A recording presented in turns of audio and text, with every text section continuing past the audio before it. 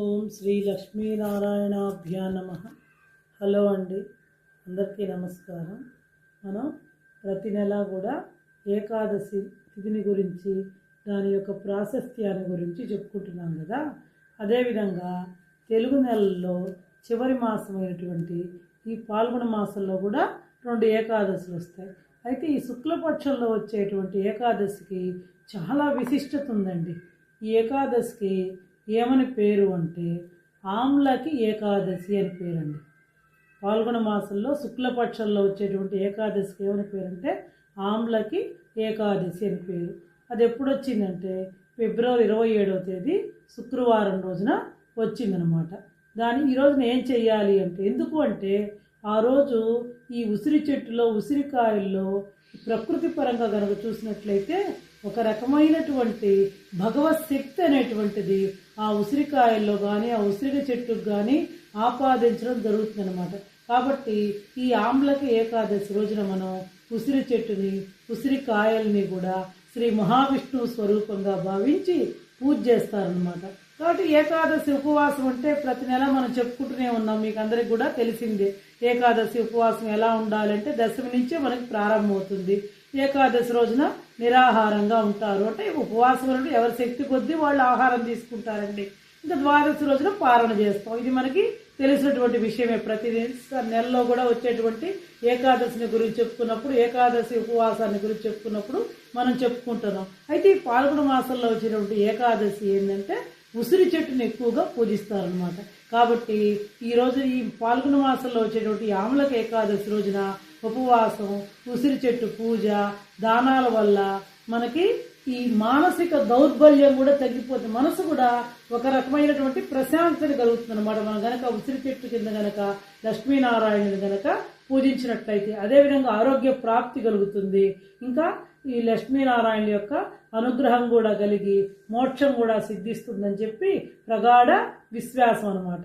అయితే ఈ ఆమ్లక ఏకాదశి యొక్క విశిష్టత, దాని పూజా విధానం ఏంటంటే, ఈ రోజున ప్రతి ఒక్కళ్ళు కూడా ఖచ్చితంగా ఉసిరి వృక్షారాధన చేయాలి. ఎందుకంటే ఇంతకుముందరే నేను చెప్పాను, ప్రకృతి పరంగా ఒక రకమైనటువంటి డివైన్ ఎనర్జీ అనేటువంటిది ఈ ఉసిరికాయకు కానీ ఉసిరి చెట్టుకు కానీ ఈరోజు ఉంటుందన్నమాట. కాబట్టి ఈ ఉసిరి చెట్టును పూజించడం ద్వారా మనకు మామూలుగా చెప్పుకుంటాం, ఉసిరి చెట్టు అంటే దాత్రి స్వరూపం, అంటే విష్ణుమూర్తి యొక్క స్వరూపం. లక్ష్మీనారాయణ ఇద్దరిని కూడా ఈ ఉసిరి చెట్టు కింద కనుక మనం పూజించినట్లయితే వాళ్ళ యొక్క ఆశీస్సులు మనకి లభిస్తాయన్నమాట.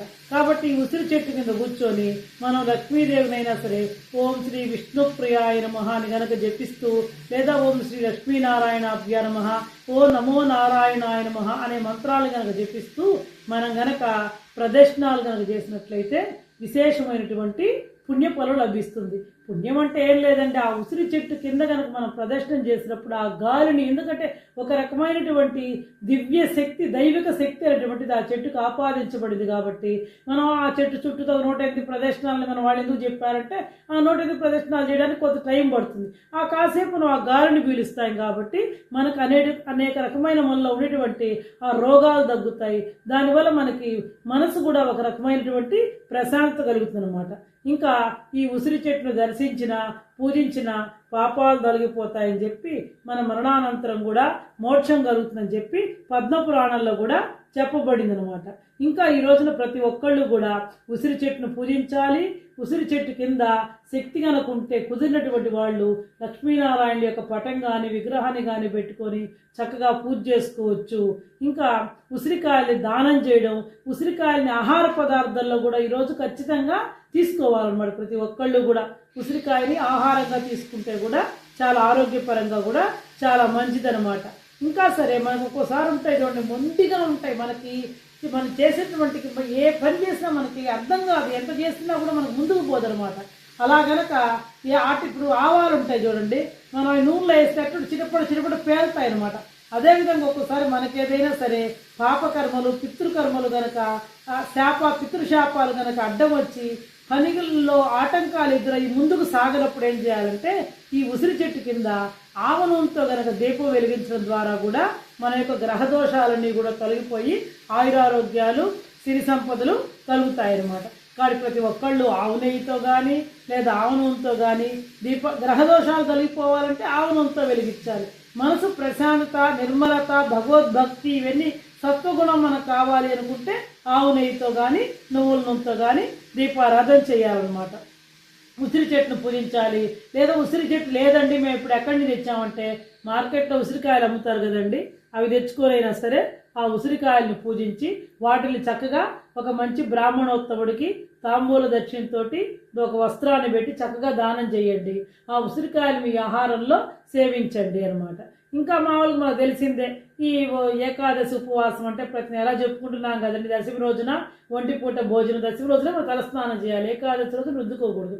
ఏకాదశి రోజున కూడా మనం సూర్యోదయానికి పూర్వమే లేచి స్నానం చేసి చక్కగా ఇందాక నేను చెప్పుకున్నట్టుగానే ఆ ఉసిరి చెట్టుకి ప్రదక్షిణాలు చేసుకొని ఆ ఉసిరి లక్ష్మీనారాయణను పెట్టి చక్కగా పటం ఉంటే పటము, విగ్రహాలు ఉంటే విగ్రహాలు, లేదా పంచామృత అభిషేకాలు ఇవన్నీ మన శక్తి కొద్దీ అండి. దీనికి ఇంతని చెప్పడానికి ఏం లేదు. ఓ నమో నారాయణ ఆయన మంత్రమైనా సరే ఆ చెట్టు కింద కూర్చొని ఒక అరగంట గంట చక్కగా జపించుకున్నా సరే మనకి ఆరోగ్యము చేకూరుతుంది, అమితంగా పుణ్యము లభిస్తుంది అనమాట. కాబట్టి ఈ రోజున మహావిష్ణువుకి ప్రీతికరమైనటువంటి పూలు ఏంటంటే తులసి దళాలు. ఆ తులసి దళాలతో ఆయనకి అర్చన చేసినా కూడా విశేషమైనటువంటి మనకి పుణ్యం అనేటువంటిది సంప్రాప్తం అవుతుంది. తెల్లవారు ద్వాదశి నాడు మనం ఉపవాస విరమణ చేస్తాం, ఇది తెలిసిందే అనమాట. ఇంకా ఈ రోజున మన ఛానల్లో కూడా మనం పెట్టున్న ప్రతి ఏకాదశికి పఠించాల్సినటువంటిది అంబరీషోపాఖ్యానం అని చెప్పి ఇంత ముందర కూడా చెప్పడం జరిగింది. కాబట్టి దాన్ని పఠించండి. అది ఎంతండి 5 నిమిషాలు కూడా పట్టదు. చక్కగా చెట్టు కింద కూర్చొని విష్ణు సహస్రనామో, భగవద్గీత, ఈ అంబరీషోపాఖ్యానమో, లేదా మేము సహస్రనామం చదవలేమంటే విష్ణు అష్టోత్తరము, లక్ష్మీ అష్టోత్తరం, ఇవన్నీ ఒకళ్ళు చెప్పేవి కాదండి. మీకు ఎంత శక్తి ఉంటే అంత శక్తితోటి అవన్నీ కూడా చక్కగా చదివి ఆ విష్ణు శ్లోకాలు చదువుతూ తెల్లవార్దులు కనుక మనం జాగారం చేసి తెల్లవారు ద్వాదశి పాలన కనుక చేసినట్లయితే మనకి అనంతమైనటువంటి పుణ్యఫలమైనటువంటిది సంప్రాప్తమవుతుంది. మనం ఏం చేసినా ఏం చేయలేకపోయినా కనీసం ఉసిరికాయలు తీసుకొచ్చి దేవుడి దగ్గర పెట్టి అదే విష్ణు స్వరూపంగా భావించి పూజ చేసుకో. అంటే ఉసిరి చెట్టు మనకు దగ్గరలో లేనప్పుడు, అందుబాటులో లేనప్పుడు ఉసిరికాయలు కొనుక్కొచ్చుకొని దానికే మనం భగవత్ స్వరూపంగా భావించి చక్కగా పూజ చేసుకొని దాన్ని ఎవరికైనా బ్రాహ్మణోత్తరు దానం చేసి కొన్ని ఉసిరికాయలు మన ఆహార పదార్థంలో కూడా భాగం చేసుకొని సేవించినా కూడా మనకు ఉండేటువంటి మానసిక దౌర్బల్యాలన్నీ కూడా తొలగిపోతాయి అన్నమాట. ఇది పాల్గొన మాసంలో వచ్చేటువంటి ఆమ్లకి ఏకాదశి యొక్క విశిష్టత. కాబట్టి ప్రతి ఒక్కళ్ళు కూడా ఈ రోజుని వృధా చేసుకోకుండా మీ శక్తి కొలది మీరు ఎంత చేయగలరో అంతవరకే చక్కగా పూజ చేసుకొని ఆ లక్ష్మీనారాయణని స్మరించుకొని వాళ్ళ యొక్క అనుగ్రహానికి మనందరం కూడా పాత్రలు అవుదామని ఆశిస్తూ సెలవు తీసుకుంటున్నానండి. ఓ నమో నారాయణాయ.